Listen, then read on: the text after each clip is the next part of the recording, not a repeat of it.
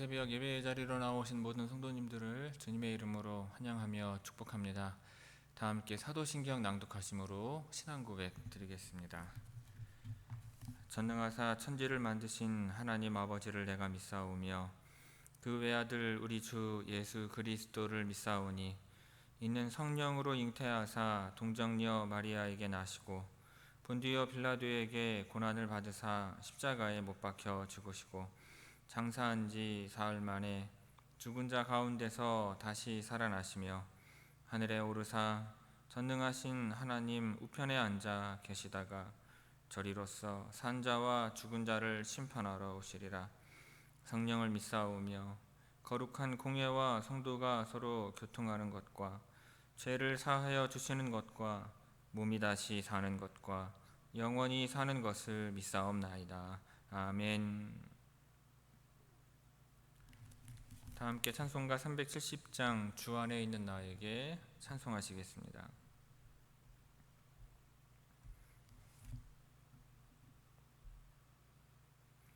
찬송가 370장입니다.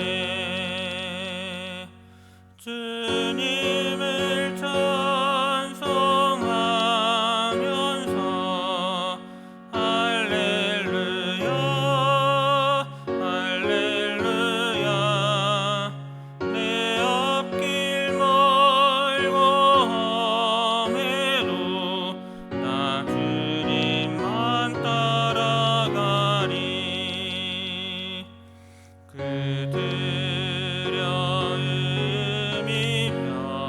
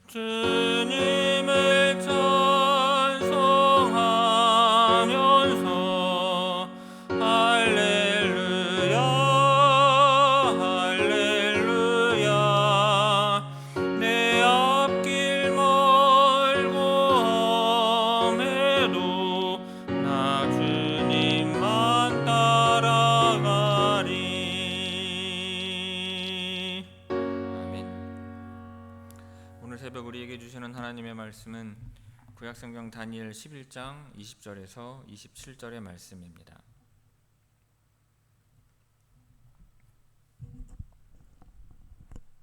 구약성경 다니엘 11장 20절에서 27절의 말씀입니다. 제가 봉독하겠습니다.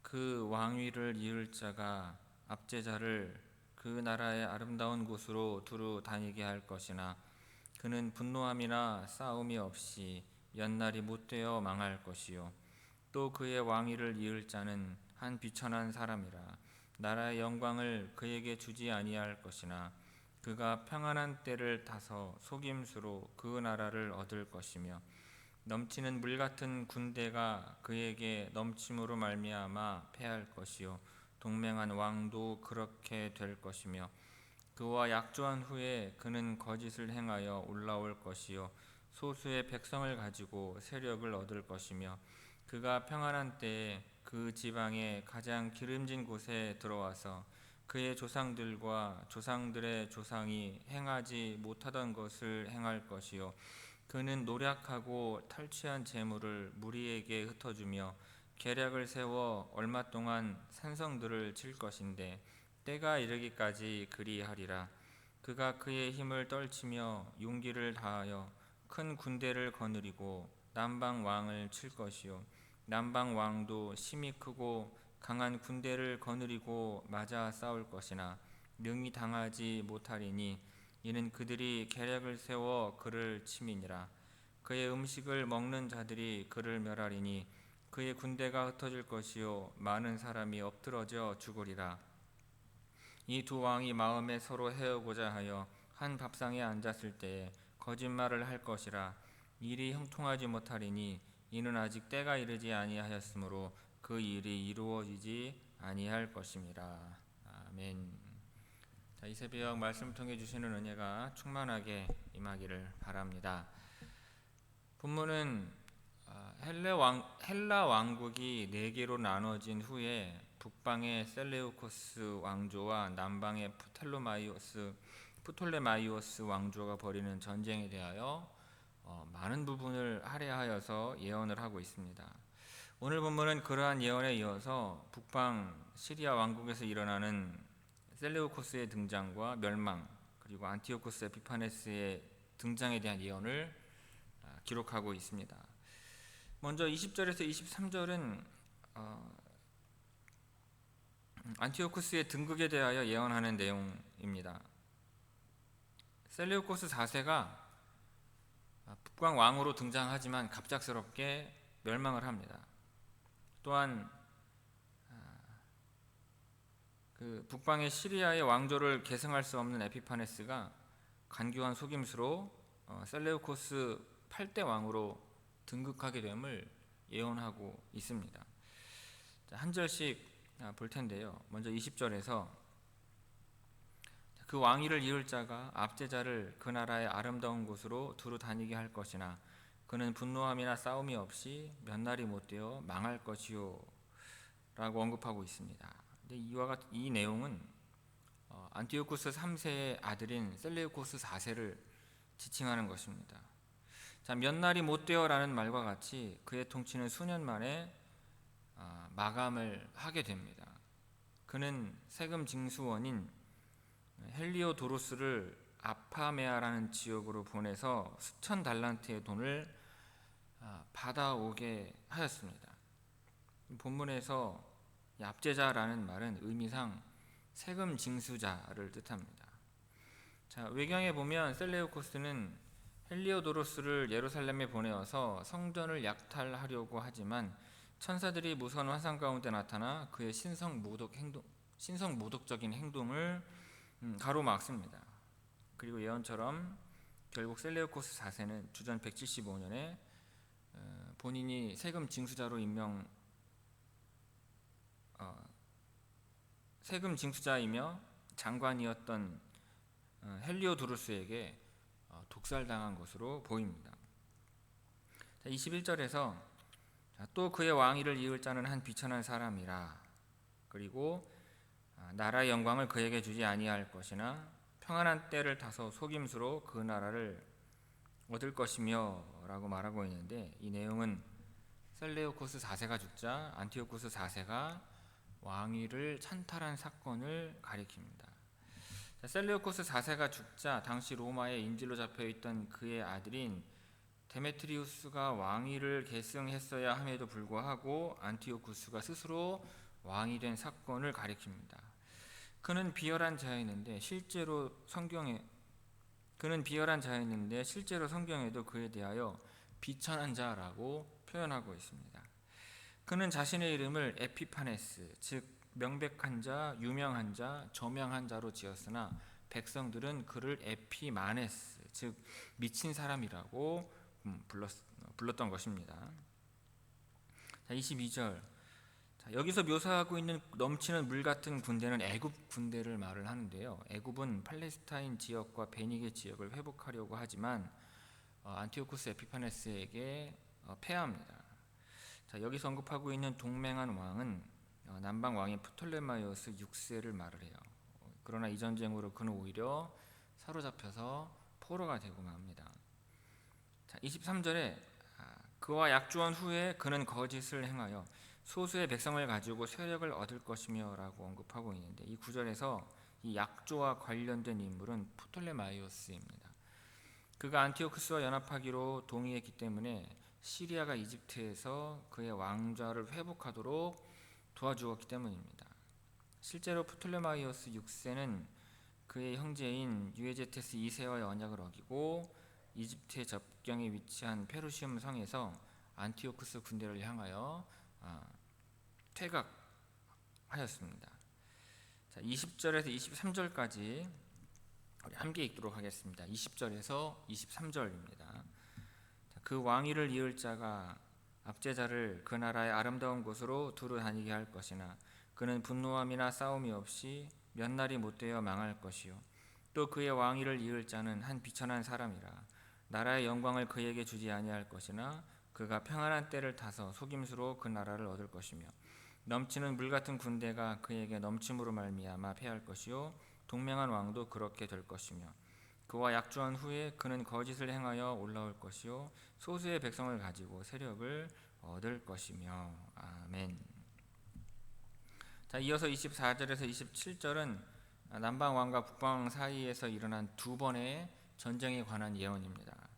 자, 시리아 이집트 전쟁을 가리키는 것으로서 제1차 전쟁은 주전 170년에서 169년에, 그리고 제2차 전쟁은 주전 168년에서 167년에 일어나게 됩니다.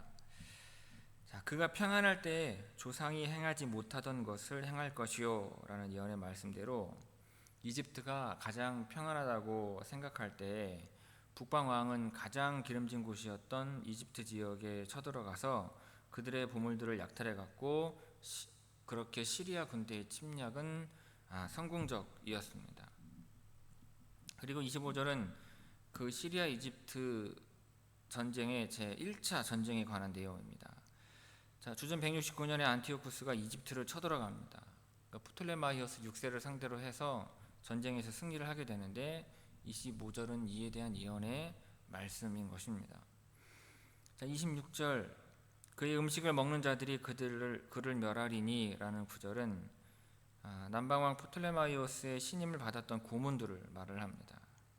그들은 어리석게도 젊은 왕에게 시리아와 팔레스타인 지역을 다시 되찾을 것을 제안을 해요. 이로 인해 안티오쿠스는 크게 분노를 합니다. 역사적으로 프톨레마이오스 5세의 아내인 클레오파트라가 주전 176년까지 아들인 프톨레마이오스 6세와 함께 섭정을 했는데, 프톨레마이오스 6세의 고문들이 당시 실제적인 권력을 가지고 있는 자들이었습니다. 자, 이들은 강력하게 반시리아 정책을 폈었고, 이것이 안티오쿠스 에피파네스의 공격을 당한 이유가 된 것입니다. 자, 27절 이 두 왕이 마음에 서로 해하고자 하여 한 밥상에 앉았을 때 거짓말을 할 것이라 언급하고 있는데, 이 구절은 이 말씀처럼 조카와 안티오쿠스가 한 밥상에서 서로 거짓말을 할 것이라는 말입니다. 자, 안티오쿠스는 조카인 프톨레마이오스 6세를 통해서 이집트를 조종하려고 했고, 프톨레마이오스 6세는 안티오쿠스를 통해서 왕권을 회복하려고 했습니다. 당시에 프톨레마이오스 7세죠. 즉 유에제테스 2세는 알렉산드리아를 다스렸고 멤피스 지역의 왕이었습니다. 나중에 프톨레마이오스 6세는 그의 형제인 프톨레마이오스 7세와 함께 공동 통치를 하게 되는 것입니다. 자, 24절에서 27절까지 우리 함께 읽도록 하겠습니다. 24절에서 27절입니다. 자, 그가 평안한 때에 그 지방의 가장 기름진 곳에 들어와서 그의 조상들과 조상들의 조상이 행하지 못하던 것을 행할 것이요 그는 노력하고 탈취한 재물을 무리에게 흩어주며 계략을 세워 얼마 동안 산성들을 칠 것인데 때가 이르기까지 그리하리라. 그가 그의 힘을 떨치며 용기를 다하여 큰 군대를 거느리고 남방 왕을 칠 것이요 남방 왕도 심히 크고 강한 군대를 거느리고 맞아 싸울 것이나 능히 당하지 못하리니 이는 그들이 계략을 세워 그를 침이니라. 그의 음식을 먹는 자들이 그를 멸하리니 그의 군대가 흩어질 것이요 많은 사람이 엎드러져 죽으리라. 이 두 왕이 마음에 서로 헤어고자 하여 한 밥상에 앉았을 때에 거짓말을 할 것이라. 일이 형통하지 못하리니 이는 아직 때가 이르지 아니하였으므로 그 일이 이루어지지 아니할 것임이라. 아멘. 자, 성도 여러분, 오늘 본문의 말씀을 설명을 하면서 예언되어 있는 말씀의 의미가 무엇인지, 그리고 그 말씀 역사적으로 어떻게 실제로 이루어졌는지를 설명드렸습니다. 하지만 들으시면서도 느끼셨겠지만 이해가 쉽게 안 될 뿐 아니라 정리도 안 된다는 느낌을 받으셨을 것입니다. 이름들이 다 똑같은데 3세, 4세, 5세 이런 차이만 있을 뿐이기도 하지만 실제 역사가 이처럼 정신이 없기 때문입니다. 엉망진창이기 때문입니다. 그냥 권모술수와 배신이 난무하기 때문입니다. 여러분, 인간의 역사는 배신의 역사라고 해도 과언이 아닙니다. 왕위나 권좌를 차지하기 위해서 가족, 형제, 친구, 군신 간에 배신과 음모가 그리고 살인이 벌어지는 역사가 바로 인간의 역사인 것입니다. 자, 안티오쿠스 3세가 죽은 후에 아들인 셀레우쿠스 4세가 왕위를 계승하였습니다. 그는 부왕이 전쟁에 져서 물어내게 된 전쟁 배상금을 갚기 위해 본문의 압제자로 지칭되고 있는 헬리오도루스를 임명하였습니다. 그래서 세금을 걷어오라고 보내요. 그런데 그가 왕을 배신하고 왕을 살해하게 되는 것입니다. 이 사실을 알게 된 안티오쿠스가 헬리오도루스를 제거한 후 자신이 왕위에 올랐습니다. 여기서 말하는 안티오쿠스는 안티오쿠스 4세죠. 인간은요, 자신의 목적을 이루기 위해서 수단과 방법을 가리지 않습니다. 그 상대가 누구이든 관계가 없는 것입니다. 그러나 성도는요, 선한 결과를 위해서 과정도 중요시하는 사람입니다. 과정과 결과 모두가 하나님의 방법대로 행해져야 하는 것입니다. 그때 여러분, 하나님께서 우리의 계획을 도우시는 것입니다. 비열하게 왕이 된 안티오쿠스는요, 계속해서 비열한 방법을 사용하였습니다. 그는 동맹국들에게 거짓 약조를 하고 그들이 방심할 때 침공해서 동맹의 왕들을 제압하였습니다. 동맹국들에게서 빼앗은 노략물들은 자신의 군대와 신하들에게 베풀어서 환심을 샀습니다. 그는 어떠한 일도 정당한 방법으로 하지 않았습니다. 여러분, 비열한 방법으로 성공한 것을 진정한 성공이라고 말할 수는 없습니다. 왜냐하면 그것은 하나님의 뜻과 방법이 아니기 때문입니다. 하나님의 방법으로 하지 않는 일은 반드시 하나님의 심판이 있음을 우리는 기억해야 할 것입니다. 안티오쿠스는요, 유대를 점령한 후에 그 남방 왕국인 애굽까지 쳐들어갔습니다.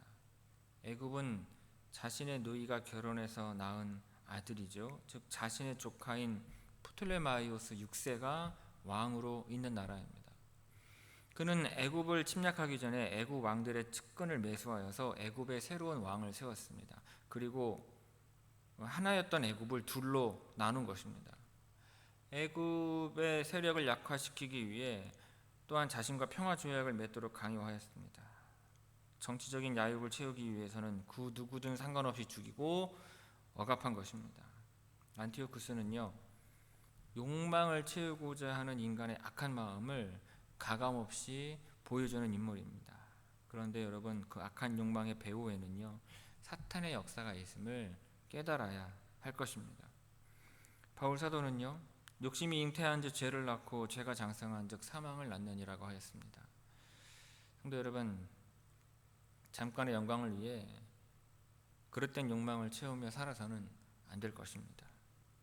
오직 하나님의 나라와 그의 영원한 영광을 위해서 살아가는 여러분들이 다 되시기를 바랍니다. 그리하여 영원한 하나님 나라에서 참된 기쁨과 복을 누리며 살아가는 여러분들 다 되시기를 주님의 이름으로 축원합니다. 기도하겠습니다. 아버지 하나님, 인간 왕좌의 역사는 살인과 권모술수와 배신과 또 배신의 역사임을 저희들이 보게 됩니다. 인간이 자신의 권력을 유지하기 위해, 권력을 찬탈하기 위해 얼마나 많은 죄악을 행하며 살아가는지, 그로 말미암아 인간의 역사들이 정말 피로 범벅된 역사임을 보게 됩니다. 하나님, 사라질 그와 같은 영광을 위하여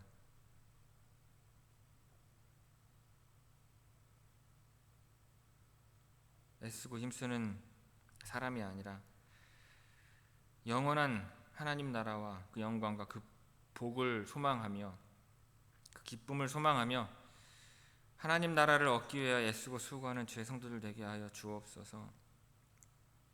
하나님 나라, 거저 주셨으나 거저 받지 못하는 그와 같은 하나님의 나라를 알게 하셔서 하나님 나라, 천국의 복된 삶을 꿈꾸며 하나님을 믿고 하나님의 말씀을 지켜 행하는 일에 열심을 다하는 성도가 되게 하여 주옵소서.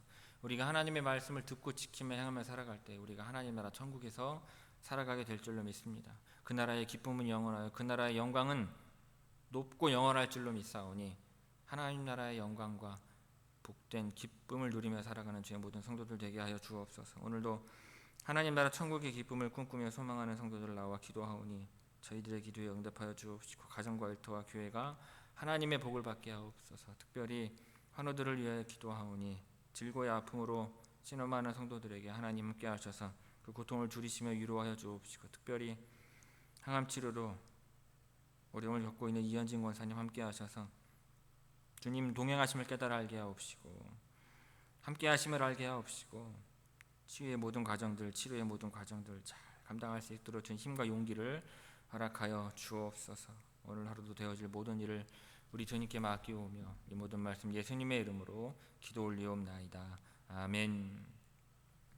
하늘에 계신 우리 아버지여, 이름이 거룩히 여김을 받으시오며 나라가 임하시오며 뜻이 하늘에서 이루어진 것 같이 땅에서도 이루어지이다. 오늘 우리에게 일용할 양식을 주시옵고 우리가 우리에게 죄지은 자를 사하여 준 것 같이 우리 죄를 사하여 주시옵고 우리를 시험에 들게 하지 마시옵고 다만 악에서 구하시옵소서. 나라와 권세와 영광이 아버지께 영원히 있사옵나이다. 아멘.